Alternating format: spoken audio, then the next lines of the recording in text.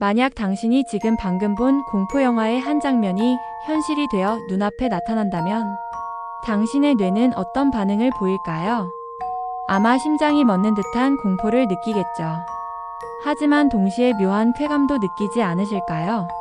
오늘은 우리가 왜 무서워하면서도 공포영화를 멈추지 못하는지 그 이유를 뇌과학적으로 파헤쳐 보겠습니다.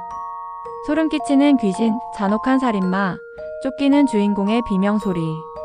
이 모든 것이 우리 뇌에 어떤 마법을 걸고 있는지 궁금하지 않으신가요? 오늘은 그 미스터리를 파헤쳐 볼 겁니다. 공포영화가 우리의 뇌를 어떻게 조종하고 심지어 우리의 감정까지 가지고 노는지 지금부터 그 충격적인 비밀을 공개합니다.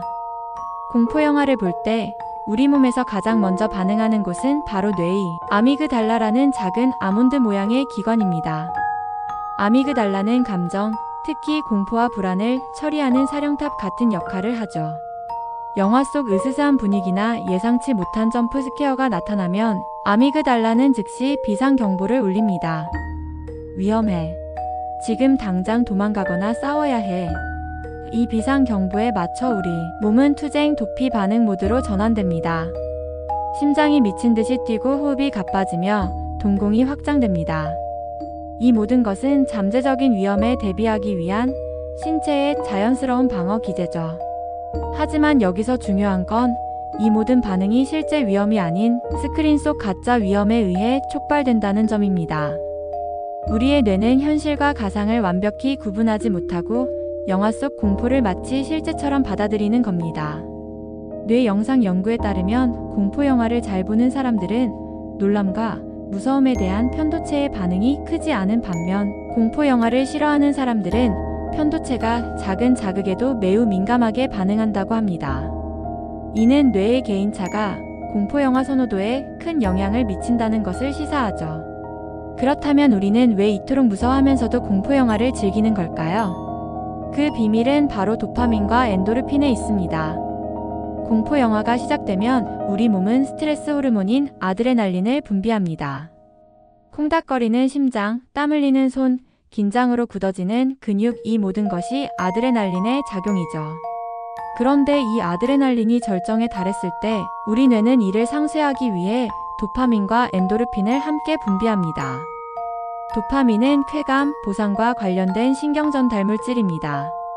마치 롤러코스터를 타고 내려왔을 때처럼 공포와 긴장감이 최고조에 달했다가 해소되는 순간 뇌는 도파민을 분비하며 짜릿한 쾌감을 느끼게 합니다. 엔도르핀은 자연 진통제 역할을 하는 호르몬으로 우리가 느끼는 공포와 통증을 완화시키고 기분을 좋게 만들어줍니다. 결국 공포 영화는 우리에게 공포와 긴장이라는 스트레스를 주고 그 스트레스가 해소되는 과정에서 도파민과 엔도르핀이라는 쾌감을 선사하는 겁니다.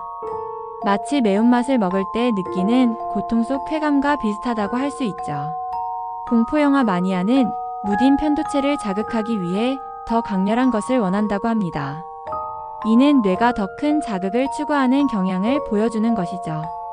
우리가 공포 영화를 즐기는 또 다른 이유는 안전한 공포를 경험하기 때문입니다. 우리는 스크린 속 끔찍한 상황이 실제가 아니라는 것을 알고 있습니다. 집이라는 안전한 공간에서 우리는 통제된 상태로 공포를 경험할 수 있죠. 이런 통제된 공포는 일종의 감정적 해방구 역할을 합니다. 일상에서 억눌려 있던 스트레스, 불안, 공포와 같은 부정적인 감정들을 공포 영화를 통해 간접적으로 표출하고 해소할 수 있게 되는 거죠. 마치 매운 음식을 먹으며 땀을 흘리거나 스포츠 경기를 보며 소리를 지르는 것과 비슷한 효과입니다. 공포 영화는 우리에게 현실의 복잡한 감정들을 잊고 순수한 공포라는 감정 하나에만 집중하게 하는 기회를 제공합니다. 또한 공포 영화 시청으로 인한 일시적인 스트레스는 오히려 면역력을 높이는 데 도움이 될 수 있다는 연구 결과도 있습니다. 정기적으로 공포 영화를 즐기는 사람들이 코로나 기간 동안 심리적으로 더 회복력이 있었다는 연구 결과도 흥미롭습니다. 공포 영화는 시대에 따라 끊임없이 진화해 왔습니다. 초기에는 괴물이나 귀신 같은 시각적 공포와 점프 스케어를 활용하는 데 집중했다면 현대 공포 영화는 인간 내면의 불안과 심리적 공포를 건드리는 방식으로 진화하고 있습니다. 이런 영화들은 단순히 놀라게 하는 것을 넘어 우리 마음속 깊은 곳에 자리한 사회적 불안, 가족 간의 갈등, 정체성에 대한 혼란 등을 건드리며 더욱 깊은 공포를 유발합니다. 우리의 뇌는 단순히 시각적인 자극에만 반응하는 것이 아니라 이야기 속 인물의 심리와 감정선에 공감하며 더욱 복합적인 공포를 느끼게 되는 거죠. 공포 영화는 시각적 효과, 효과음, 배경음악 등을 조합하여 공포와 불안감을 조성합니다.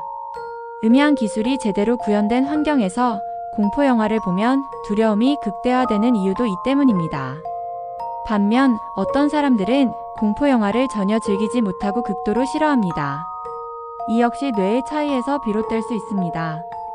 뇌의 아미그달라가 유난히 민감하게 반응하는 사람들이 있습니다. 이들은 공포 자극에 대해 일반적인 사람보다 훨씬 더 강한 투쟁 도피 반응을 보이며 심한 불안감과 스트레스를 느낄 수 있습니다. 또한 도파민과 엔도르핀의 분비 시스템이 공포 자극에 긍정적인 반응을 보이지 않을 수도 있죠.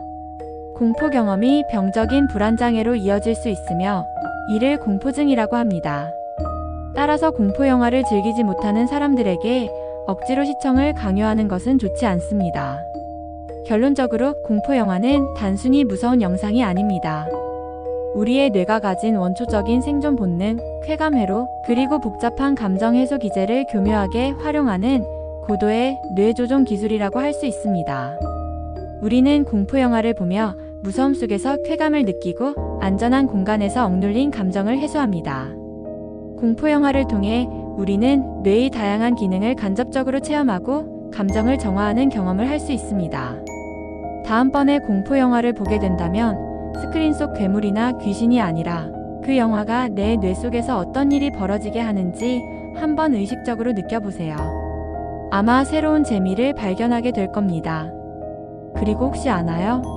당신도 무딘 편도체를 자극하기 위해 더 강렬한 공포를 찾아 헤매는 공포영화 마니아가 될지도요. 오늘 영상이 흥미로웠다면 구독과 좋아요, 알림 설정 부탁드립니다. 다음에는 더 유익하고 재미있는 콘텐츠로 찾아오겠습니다.